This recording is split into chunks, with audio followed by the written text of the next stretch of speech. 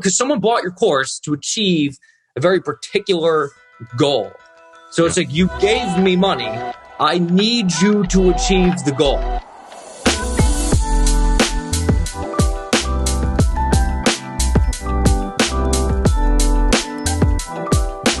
Hello, everyone, and welcome to the Gumroad podcast. I'm your host, Justin Michaelet, a senior writer at Gumroad, where I deconstruct the tactics, strategies, and processes of top creators. Each week on the podcast, I interview creators and digital entrepreneurs who are at the top of their field. On this week's episode, I interviewed Daniel, the cold email wizard. Daniel and I talked about how he got started with cold email, his successful Gumroad product, Cold Email Mastery, marketing, building sales funnels, social media, and more. I just love Daniel's energy, and I loved this conversation. Enjoy. All right, our guest today is the cold email wizard. Daniel, welcome to the podcast. Thanks for having me, man. I appreciate it. Yeah, super glad to have you here. Eager to hear about your story and how you created these products. They're super hard to make. It seems like it's straightforward, but you have just come out of the blocks blazing and you've done very well. So congrats on your success.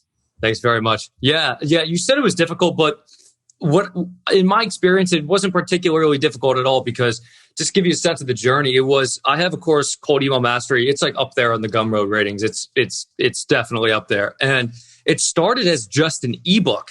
And this is what people really don't understand about when you're trying to make a product. Say you're just someone and maybe you've got an idea and you're worried about, I got to film like 16 hours of video. That's completely incorrect. Mine just started as an ebook, and then I gradually released videos over time. And then every time I'd put new videos in, I'd raise the price. And then now it's at the level it's at I think it started at 50, now it's at 215 or so. And I've seen other creators do this almost as a promotional tactic. They just continuously improve the product. And that's, I think, what you've messaged over time. And you just have to start somewhere. So tell me about the ebook and your process for creating it. Yeah, so I run a business where I send cold emails for other people. It's a lead generation agency. And the original intention of making the ebook was to act as a tripwire to get them to become a client of mine. But then what starts happening is people are like, I want to make my own lead generation business. Or, I'm just going to use this in my business and just want to use the info myself. I don't want to be a client, which is completely fine. But they start coming with questions. And it's like, how do you do this? How do you do this? And although I said it in the ebook, sometimes you just need to watch someone do it. So as questions would come in, I would just make a video answering the question and then gradually release them over time. And that's it. And that's really funny about like product iteration. It's like, what do I add to the product? Just wait until you get a question and answer the question. And that's really it. Did you have an email list at that time? No, zero email list. I made a Twitter account. And the reason why I did it was because I saw so many people posting like $30,000 months of their Gumroad account on Twitter. And I was like, I'll start doing that. When did you do that? Well, so you've grown very fast on Twitter, which is, I guess, not surprising. And I got a tweet just recently. I don't want to hear more about products to help people make money. But I mean, your product is super practical, super successful, and you're a very creative guy. And I just want to keep delving into that.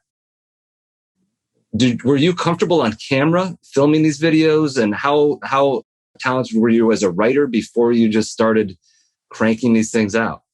Yeah, I mean, if you ever buy one of my courses, it's extremely concise and directly to the point. And the reason why is because I'm kind of like you ever take a course and it's just long, just unnecessarily long? And that would annoy me a lot. I hated that. So I was like, I'm not going to do that. I feel as if people would appreciate very direct and concise. And so that's what I did. I didn't try to make it this very high production thing. It's literally Loom videos of me screen recording myself, and that's it.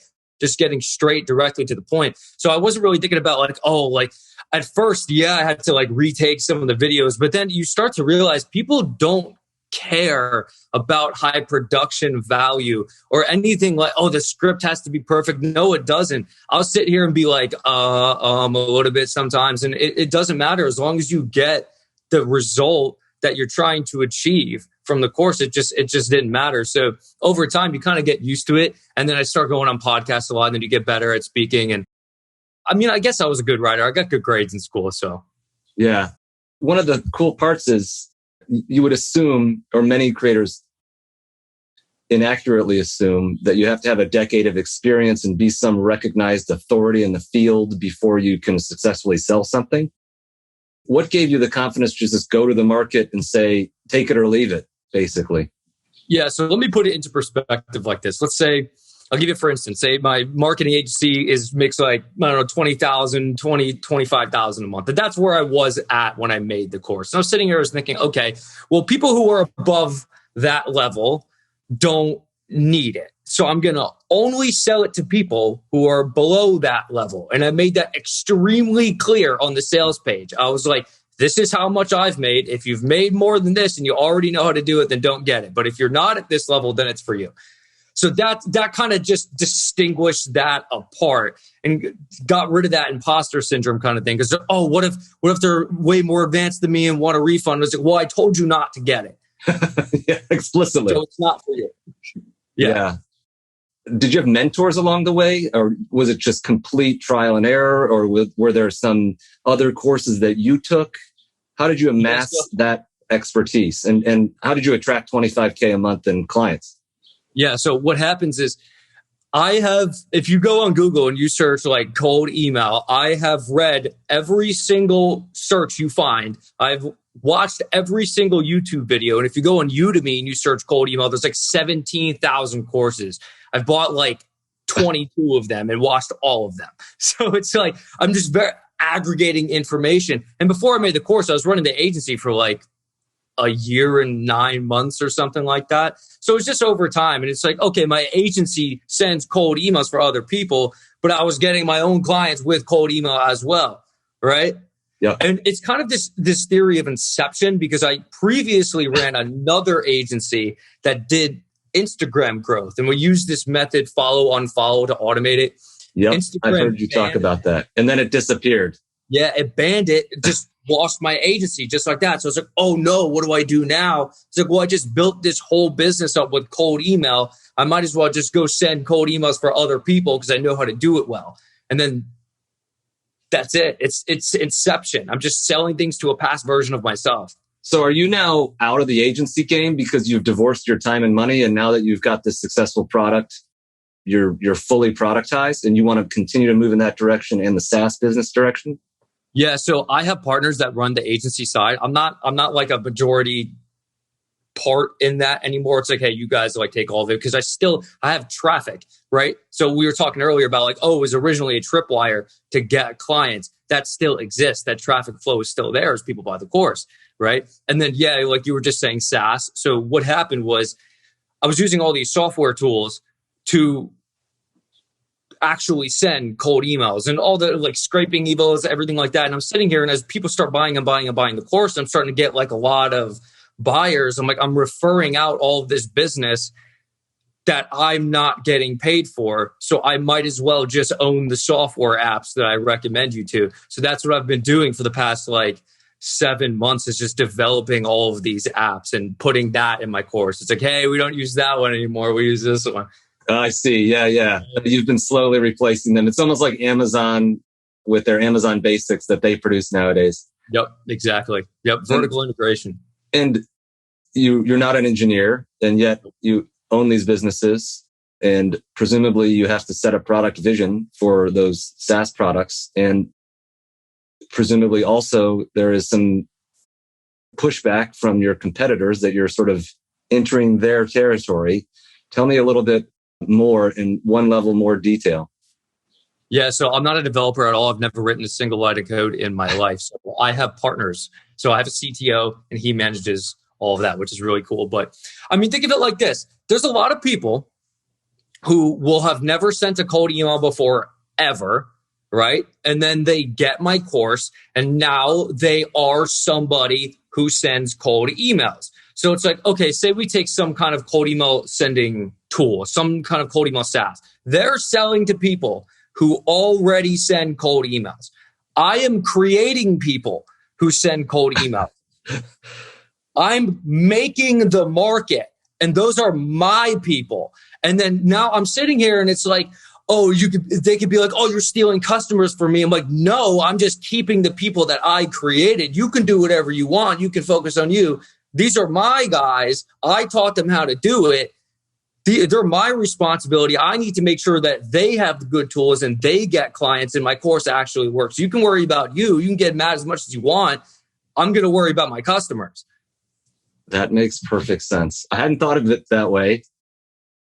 And I'm just curious as to what your real origin story was here. I mean, did you have a sales like landing page before the ebook where you're just like, hey, I have this agency, I provide these services to you, and you validated the market demand even before the ebook. And then you started to incorporate, aggregate all those lessons, which, by the way, is a huge lesson for creators. I personally believe that curation at scale is massively important.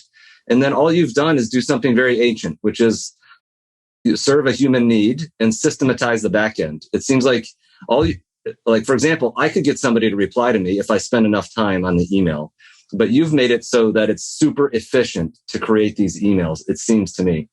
Mm-hmm. Yeah. So think of it like this. There's a giant pyramid. And at the very top of the pyramid, there's a market, right? So the market in my case is marketing agencies or like anyone who sends cold emails. And at the very top, there's done for you. And you could charge the most amount of money for done for you services. So that's an agency. And then in the middle, which is you could charge slightly less than done for you, is done with you. And that's a coaching program. And then at the very bottom, that takes up the most area of the triangle, is do it yourself, which is an info product, like a course.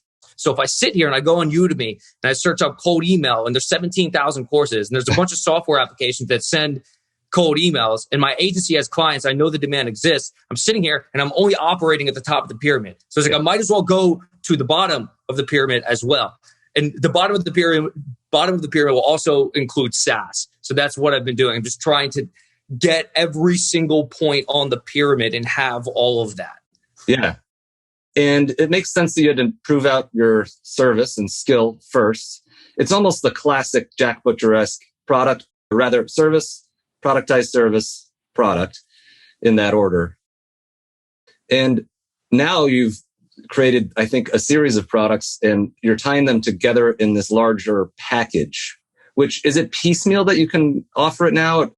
Can I buy just cold email mastery and then tack on the products later as I need them?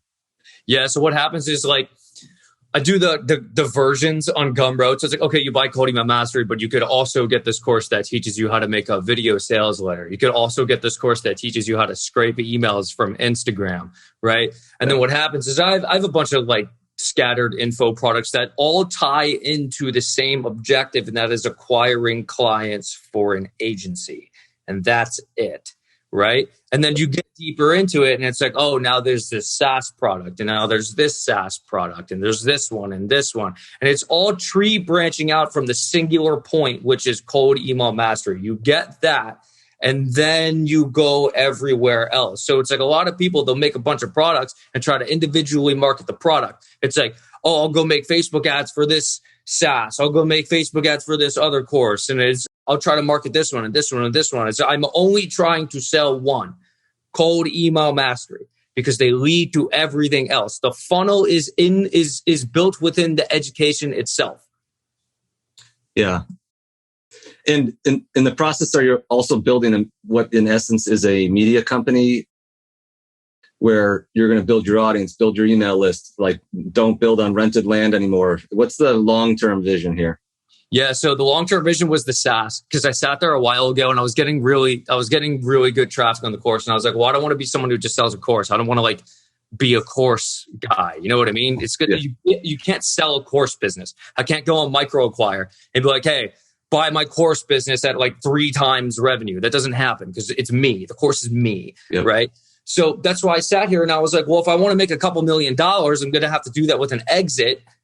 And the best way to do that is with a SaaS company. I mean, you could sell an agency, but it's like, what are you going to get? Like a 1 or 2x multiple? It's like, if I build a SaaS, get it to like 1 million annual recurring revenue, maybe I can sell it for like a 5x. And I have 3 SaaS companies. It's about to be 4.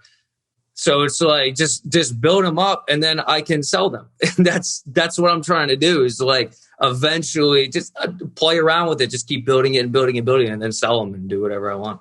Absolutely. And how systematic are you with analytics? Do you dive deep into like the Gumroad analytics and other sorts of analytics in the business? Yeah. So you definitely got to connect Google Analytics to your Gumroad account, right? And then you get like the Facebook pixels. And if you're selling a course and you get a Facebook pixel, put the Facebook pixel in Gumroad and retarget the people who are visiting your site, you're going to get like a 15 times ROAS by retargeting people. Like seriously, I've had retargeting ads on for like 8 months and it still gets like 15 to 20 times. Wow. Tell me more. Get like super concrete and super practical. Like what other, like, and I know you're a pretty transparent person and I think you believe in like the tide rises with all boats, or all boats rise with the tide. The pie gets larger. So like what other super practical tips do you have for people like that? Yeah. So a lot of people who are building a course are probably sitting here thinking about like, oh, most of the job is like making sure the product is good. But like, yeah, okay, you have to make sure the product is good. But 80% of your job is going to be selling the course. Okay, you have a course now. Congratulations, you're a marketer. That's your job now. Like you have to sell it. That's all you should be worried about most of the time. Maybe delegate out the product to someone else, but just worry on selling it, right? So you need traffic, right? Now, Facebook ad traffic to cold traffic is extremely expensive. Mm-hmm. Right. So you build up money and income with organic traffic. And there's only 2 platforms you should be using that give you an astronomical amount of free traffic. It's Twitter and TikTok. Oh, is that right? I was going to think you were going to say LinkedIn in your business. No, I don't even have a LinkedIn anymore. Okay. So a lot of people, they'll try to use Instagram, which is cool, but Instagram doesn't give you a lot of free traffic because they have the most advanced ads platform ever. So it's like they're not going to give you, there's only so much real estate. It's a finite amount of human attention flowing through the app every single day. And each impression is worth something, and it's worth the most on Instagram. So you get none of it for free. Now, Twitter, absolutely miserable ad platform. So is TikTok. And that's why you get a lot of free traffic, because they don't make a lot of money. So it's like, if you ever wonder what is the best social media to use, it's the social media with the worst ad platform. So Twitter, you get so much free traffic. It's legitimately ridiculous. And if you build up a Twitter account and you send ads to your Twitter followers, they work so well. So you mean promoted, like promoted tweets? Yeah. And you do that from in the ad set from some anonymous account or some like ghost account or something like that? No, you would just run it straight from your profile. Straight from your own profile. Yeah. Wow. And that doesn't. But I have a follow-up that's different but related. So what percentage of your time these days is spent in this sort of media content creation, like in relation to your SaaS product development and all of that? Most of my effort right now is in the SaaSes. That's where I spend most of my time. So it's like, like agency side, it's like I do legitimately nothing on that. I just pump traffic into it. I'm like, hey guys, like here, like take the sales calls, like do all that. I don't do anything with that at all. Almost all of my effort is spent building funnels that I can run to cold traffic, and then like building the SaaS and making sure like everything's optimized inside of those. And that's almost all my effort, because I am at heart a marketer. It's like, I don't like any kind of admin task or like head of product. I hate that. I just like selling. I only want to get the sales. So I have to make up for that by having a good team of people who are actually good at the other things I'm not. Yeah, but it seems like you are super efficient and responsive to individuals who are reaching out to you. Yeah. In part, potentially because it's educating you, just talking to your customers and potential customers. So there is some portion of your day that's engaged in not consulting per se, but one-on-one DM, that sort of stuff. Yeah, like customer support stuff. And this is something you'll find if you have a course, is like people are going to ask you questions. You need to answer the questions. And the reason why is because when you give individual attention to a particular person, they'll like you more. And it's like, okay, I have like 37,000 followers on Twitter. And I remember when I didn't even have this Cold Email Wizard account, I look at an account with like 37,000 followers and I'm like, oh, you're famous. And it's like, okay, say I buy their course and I DM them and they don't respond to me. I'm going to be like, oh, I hate you. Like, I don't like you for ignoring me. But it's like, then you get the response from the 37,000 follower account. And it's like, oh, this is really cool. And it's like, oh, I ask another question. Oh, he keeps answering. Oh my God, he just keeps going back and forth. And now you're a raving fan and you'll trust me a lot more. You'll like me a lot more. So you'll just buy more of my stuff and you'll post, you'll engage with me. You'll comment on my stuff. You'll retweet my stuff. You'll lend me the small amount of traffic you have. And then this compounds. It's going and going and going and going. You need to, because someone bought your course to achieve a very particular goal. So it's like, you gave me money. I need you to achieve the goal. Yeah. Are you naturally an extroverted person? I'd say I'm like in the center. Okay. So it takes some emotional effort to engage at this level. Yeah, 100%. Yeah. I mean, how do you manage your time? Not how do you split your time, but how do you manage it? Like, what systems do you have in place? It's entirely off the cuff energy based. So if I sit here and I wake up and say I got like really bad sleep or something like that, I'm not going to do anything that day. Like I literally just won't do it because it doesn't make any sense. The efficiency is too low. But if I wake up and I'm like super energized, I'm going to 100% pull the throttle. Like we're going in today. I work in sprints. So it's like, I'm going to sit here for like, it'll be like 3 hours on my computer and achieve what a normal person would in 9 because I'm not picking up my phone. I'm not doing anything besides that. It's legitimately obscene when you look at people, the way they work. And it's like you'll spend 9 hours at the desk and you did what I could have done in 45 minutes because you kept checking your phone. It's absolute inefficiency. So just leave your phone. What else have you noticed that surprised you in recent months? I mean, it seems like your momentum is strong and increasing. Traction's accelerating and that sort of thing. Has there been any state changes along the way where like people have sort of this dynamics have reversed and people are treating you differently? Or I'm just curious as to how that experience is when you're reaching escape velocity. Like on Twitter or like a personal life thing? Yeah, no, more like Twitter and the business.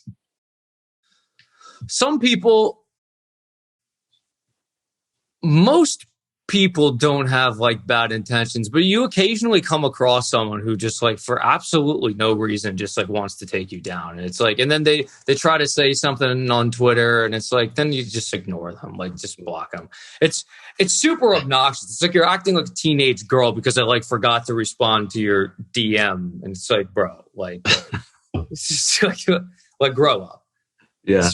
How did you come up with your screen name, your handle, your Twitter handle? Because it seems pretty inspired. Did you see other similar like Black Hat Wizard type stuff? No, it was like, okay, here's the thing.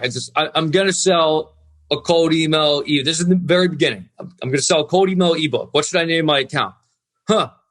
Cold Email Wizard. Like that makes so much sense. It's like you instantaneously know what the account is about upon seeing any impression from me on Twitter. It's like, yeah. Would you consider cold email a niche or like just a massive? I mean, because the traditional, very early stage Twitter account like advice, almost cliche at this point, is to narrow, super narrow.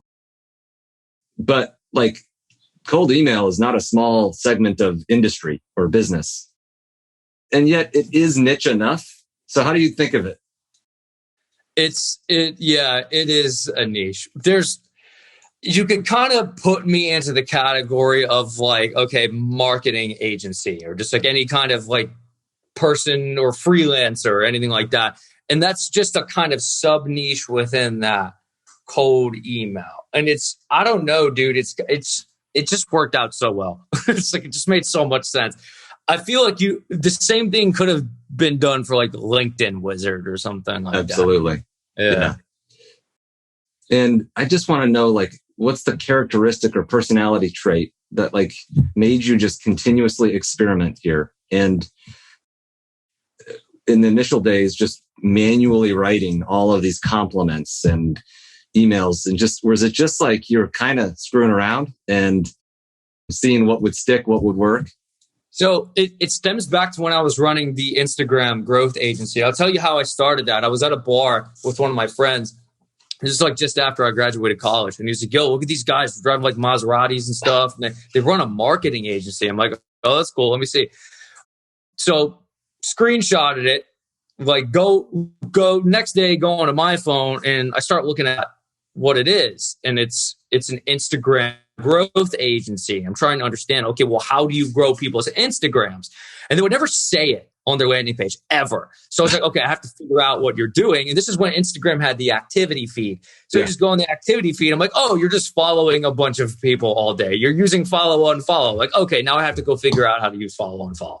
But like 2 courses on how to do that. And then I sat here and I was like, these guys have a bunch of money and I'm willing to pay the ultimate price to have that. I would do anything to get there. I have such an obsessive personality. It's like, oh, I want something, I'm going to get it, right? So I sat there and on their homepage, there were like 6 screenshots of testimonials before and after. Started with this many followers, now has this many followers. And I was like, oh, I need that. I need to copy that exactly. So I started cold emailing people, garbage cold emails. And I was like, hey, I'll do this for you for free. Just because I want the testimonial, but I'll do it for you for free forever, Absolutely. So long as you can be on my website. And I did that for like 3.5 months, just doing it for these people. Didn't get paid from them ever, just to get the testimonials. And right when I had the testimonials, I started sending the cold emails every single day. I was just obsessed with it. I was like, no, I'm going to do this. I'm going to do this. And just kept going and going and going. And then it starts to, I feel like everything you do, I assume the start point is when I have the testimonials. It was like 3 months after that things start to snowball. That's what I've typically found in any kind of endeavor whatsoever. So absolutely nothing happens month 1. A little bit of something in month 2, but you can only get through it if you have the grit and it's going to happen. And then month 3, you start to see it. It's like, oh, okay, here we go. Month 4, I've seen that so much. Yeah, and I think if you started a Twitter account from zero, if you are industrious enough, you can, within 3 to 6 months, you can start a flywheel. Yeah. It's just putting valuable stuff out there, engaging. There's no secret playbook. I hear you there, loud and clear. Any other final thoughts? We're trying to keep these episodes super snappy. You're one of our first guests. Again, it's just a tremendous experience that you have. What are some parting thoughts for Gumroad creators or creators of any kind? Yeah, focus on a singular traffic source and don't do anything else. So say, for instance, you take Twitter, make a big thread showing people how to do something, an absolute extreme amount of value, pin it on your profile. Follow pick 100 people who you want to be friends with on Twitter. Follow them all, like their stuff and comment under it all the time. Occasionally post tweets. Do that for 2 months, right? You'll probably end up with 1,000 followers. And when you're at 1,000 followers, make 30 threads in 30 days. I guarantee you're going to gain 5,000 followers in that 30 days. That's the most succinct explanation I've ever seen how to grow on Twitter. I don't think we need 200-page ebooks anymore. Yeah, no, that was it. That's all you need. Well, Daniel, your pseudonymous last name will remain pseudonymous. So thanks for joining us today. Greatly appreciate it. Thanks, Justin. Appreciate it. Bye.